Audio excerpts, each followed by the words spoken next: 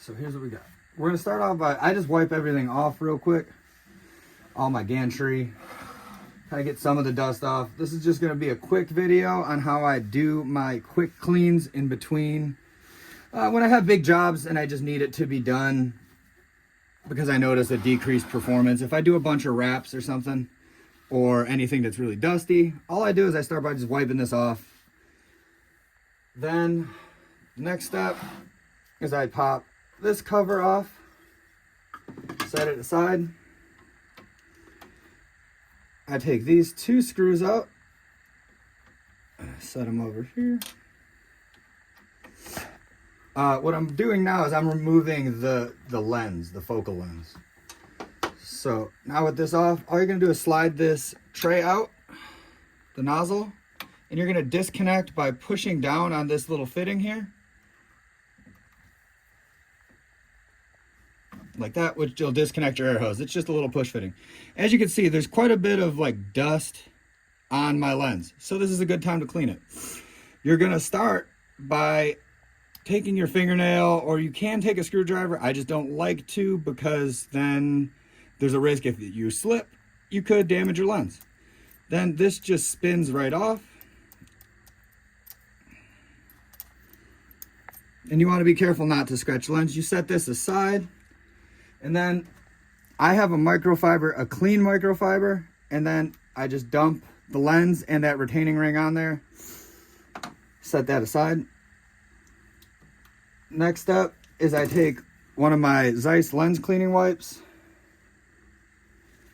Open that up.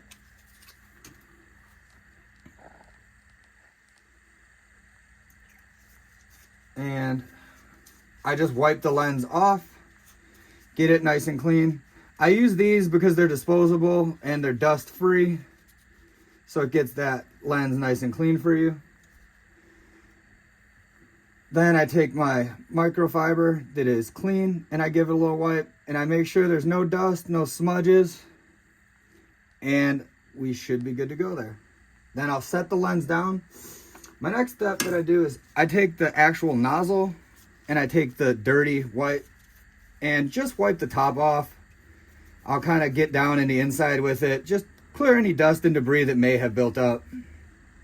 Again, this isn't like my thorough cleaning, but it's just for in between jobs when I have a lot going on.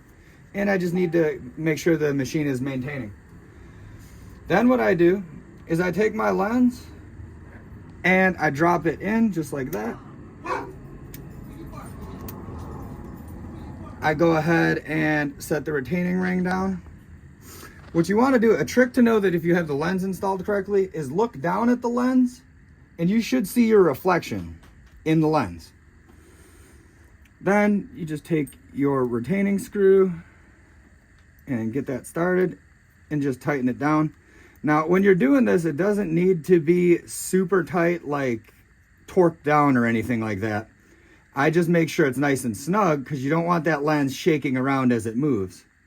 So then I'll just go ahead and just like that. Now this is nice and clean. I will set this aside. Then we'll move on to our top mirror. Pop this cover off. On the P2S, it does look a little different, but for the P2s, it looks like this. And you just lift this mirror up like that. This one's still not bad. There's a little bit of debris on it, not a whole lot. And then I'll get a new wipe out.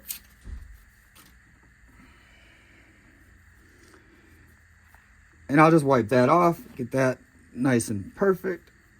Come back with my microfiber. As you can see, perfectly shiny, ready to go. Then for this mirror, there isn't a notch. So what I do is I just drop it right back in there just like that. And with these electronics, I take another microfiber and I just kind of try to dust things off underneath here. Sometimes I'll take like a little vacuum or compressed air and get the rest of that blown out. This way it's nice and clean. The cleaner the laser, the better you are. Then, now that the laser head is clean, I'll go ahead and reinstall. I start by slipping this tube back in, pushing it in just like that. Make sure it's nice and snug. And then sliding this right back in this tray. just like that. I take these 2 screws that I took out earlier, tighten that down. Again, you don't need to apply a ton of force where you're gonna end up stripping the screw or getting it locked in there. Just make it nice and snug, because you know, when you do your cleanings, you are gonna be removing them again. And then if I notice any degradation in laser like quality, sometimes every now and then I will clean this mirror also. To do that, all I do is remove this cover right here. Comes off just like that. And then I just pop this mirror off. It's magnetic, so just try not to drop it. Pop that off. This one's pretty clean, but just to be thorough, I'll go ahead and give it a wipe with my other clean wipe, and then I'll hit it with my jewelry microfiber. Nice and clean. Now this one does have a notch, as you can see right, get up in there. As you can see, that thing in the bottom left right there, that notch, you're gonna have to make sure the mirror lines up with that. So the mirror has a notch right here, that little cutout, and then you just slide it right back in here. And you wanna make sure that it's in that notch, because if it's not, your alignment's gonna be way off. So see it all snap in, and it shouldn't be able to twist anymore. That's a good way to check. If you could twist this, you're not in that notch. That's it. That's pretty much all I do for the quick cleaning. After that, all you're gonna do is install your top plate cover. You wanna make positive that you cannot see this line. How that's crooked, that won't work. You gotta make sure it's all the way on there. You can't see the line. Take your other cover, place it back on there,